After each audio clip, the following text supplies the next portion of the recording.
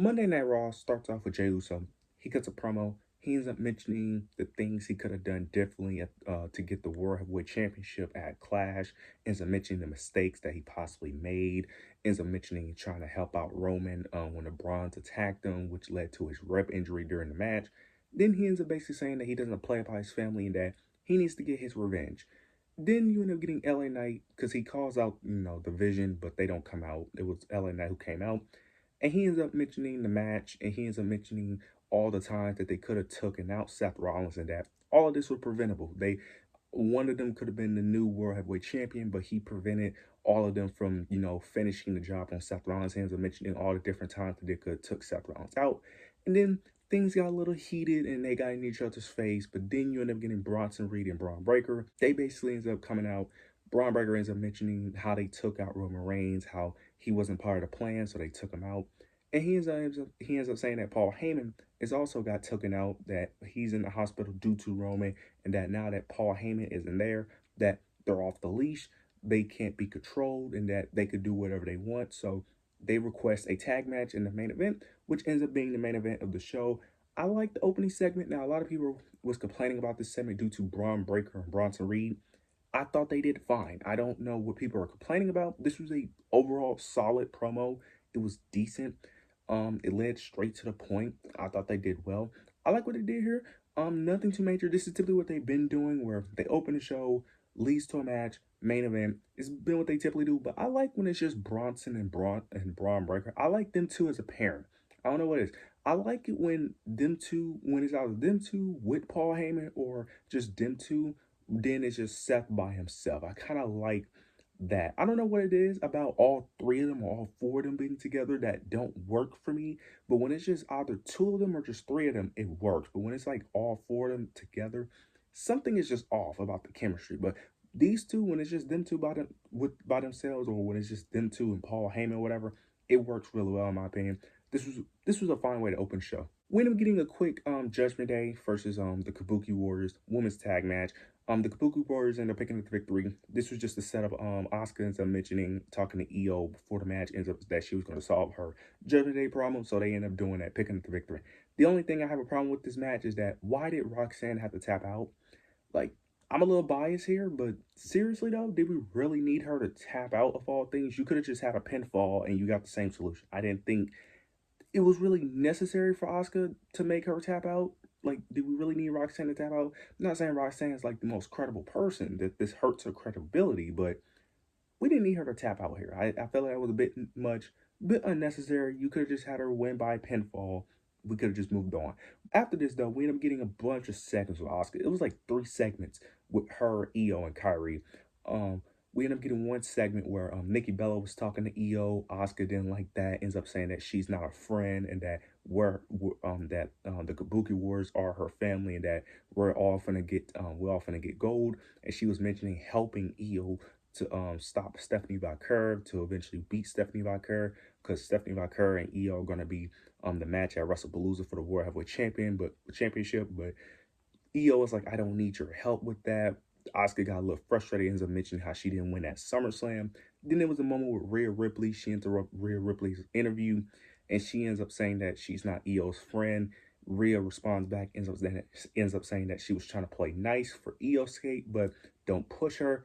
Oscar ends up saying that she'll push whoever she wants to push, and that she's not ready for Oscar. I like what they're doing here, and then each time you just have Kyrie standing in the background after Oscar leaves, staying with whoever the character she's talking to, whether it was Io or Rhea Ripley. And then like 5 seconds later, Oscar would just shout Kyrie saying his name like she's like her mother with the kid. This is hilarious. I love what they're doing here. I hope they continue to do that every single week, where they just have Kyrie just stand there with whoever she's talking to, and then Oscar keeps shouting Kyrie's name to like, come on, like what are you doing? This is good. I like what they're doing here. I like this new vicious version of Oscar, her being this super controlling friend. I like what they're doing here. And this could lead to a lot of interesting ways. I'm very interested how this plays out. I don't know well, I'm assuming the end goal, of course, is eventually an Io Sky and Oscar match. My only concern is this going to involve the Women's World Heavyweight Championship? Because I really don't think it needs a title. I think this is fine on its own. But this is very interesting. This is the most interested I've been in Asuka in like over 2 years since she lost to Bianca Belair for that title, for the well, before it became the World Heavyweight title, if I'm not mistaken. So, interested to see how this plays out. Now, it is confirmed that the Women's World Heavyweight Championship will be determined at WrestlePalooza. It made logical sense, even though I didn't want this to be the outcome. It makes the most logical sense. Io Sky had a championship match before Naomi got pregnant. Same with Stephanie Vaquer, so they both deserve a shot. So they ended up making it at WrestlePalooza, which we all predicted. I didn't want this match to happen mainly because if Io Sky wins this match, we know how that reign is going to be. Now you could say, well, she has Rhea and she has Asuka, that storyline. I get it, but Triple H has shown with two Io Sky reigns that when she holds the title, he has nothing planned for her. He doesn't know what to do with Io Sky. It's like he completely forgets how to book Io Sky. And Stephanie Vaquer, I like Stephanie. She would be the one I want to win because she's a new champion. My only problem is they haven't really built her up. She barely wrestles. She had like what 4 matches entirely on the main roster. That's mainly my issue with it. I know how great she is. I just don't think that she's been built up enough for her to win a world title of all things. That's my only issue.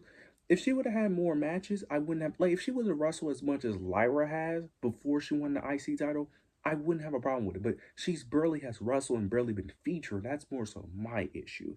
It would be different if she won like this super dominant run, won like let's say like 7, 8 matches, and then went for the world title. But it's like she's barely been featured. She's barely get TV time. So that's more so my concern. Because like if you're already struggling to give her TV time now, putting a title on her, I don't think that's going to change anything. That's more so my thing. I think she's world champion material. It's just more so the booking I'm more so concerned about. But the match should be an absolute banger. We're finally going to get the conclusion to see who's the better woman and who will finally win.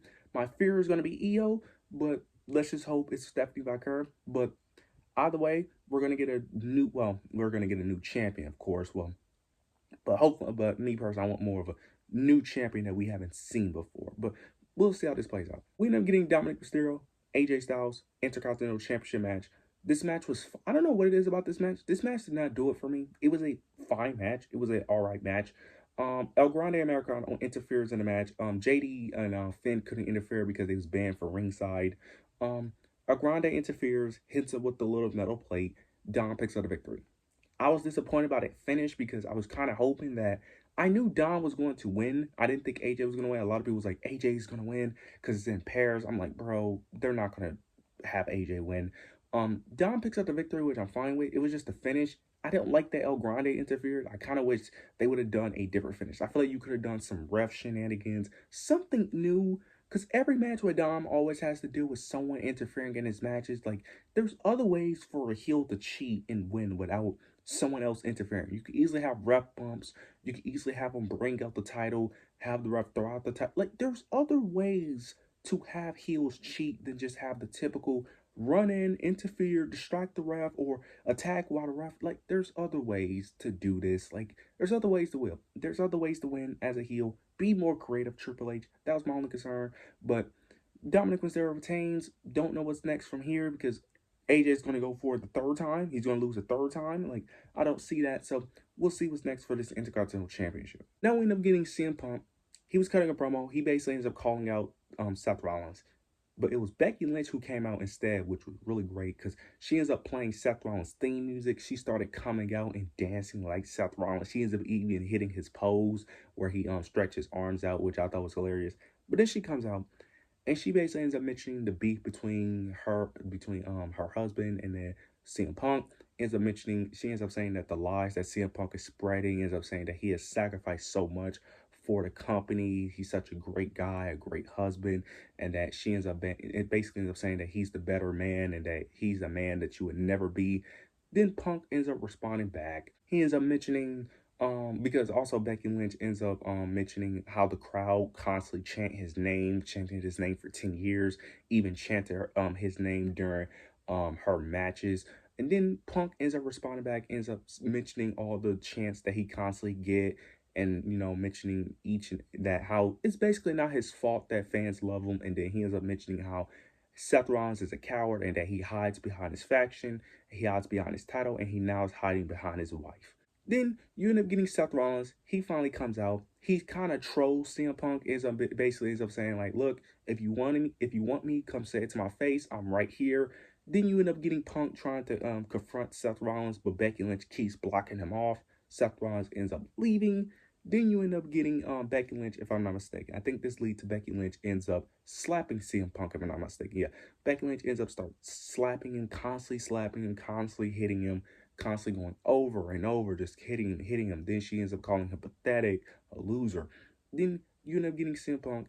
He after she's finally done slapping him, CM Punk ends up saying that you and your husband will regret coming after me, and you will regret hitting me. Then he ends up walking off, and then it was another segment he ends up getting with Adam Pearce where he ends up wondering where SmackDown was, and it's in Chicago, and he ends up saying fabulous. This is very interesting. Now, a lot of people, of course, is going with the narrative that AJ Lee is returning. Look, I get it. I understand, but I'm not buying into the hype. I'm just going to let it play out because you guys have been doing this every year. You guys do this every year with AJ Lee. I get it. Y'all got to calm down with this. Now, I will say this is the first time ever that you guys actually have a good reason to believe she's coming back. But I'm going to keep my expectations low. I'm not buying into it. Now, people keep on saying that, well, Punk's in the WWE. Look, stop comparing Punk to AJ Lee. Number one, there was a lot of things that had to happen in order for Punk to even get back in WWE. One, he had to join AEW. AEW had to become a new company and become a successful company. Number two, he had to then force his way out of AEW at the right time, around All In. Then afterwards, we had to get rid of Vince McMahon. That was a huge part because if Vince was there, CM Punk would not be in WWE. And Vince left the company within a month or two before Punk arrived. Because if Vince was still there, that would have never happened. So a lot of things have to play into play in order for that to even be a thing. Not saying it's impossible for AJ Lee. I'm just saying it's more unlikely that it happens. It's because they also had a segment with Punk and Rhea Ripley. So just in case we don't get AJ Lee, it's probably going to be Rhea Ripley. But I'm hoping it's AJ Lee, just like y'all. I'm just not getting my hopes up. But this was a great segment. Becky Lynch being in the division already elevates this faction. Makes the faction 10 times way more entertaining. This is a great back and forth. I love this segment. Becky Lynch continues to just shine every single week. Continues to be one of the best things of Monday Night Raw. I continue to give her praise because this is the best run of her career. Bro, she is just doing amazing work. This was great. Then we get the main event. You get the Bronze versus Jey Uso, LA Knight.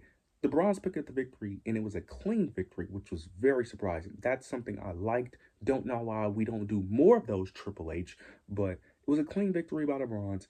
Then you get them attacking LA Knight, Jey Uso, hit a bunch of spears, hit a bunch of tsunamis.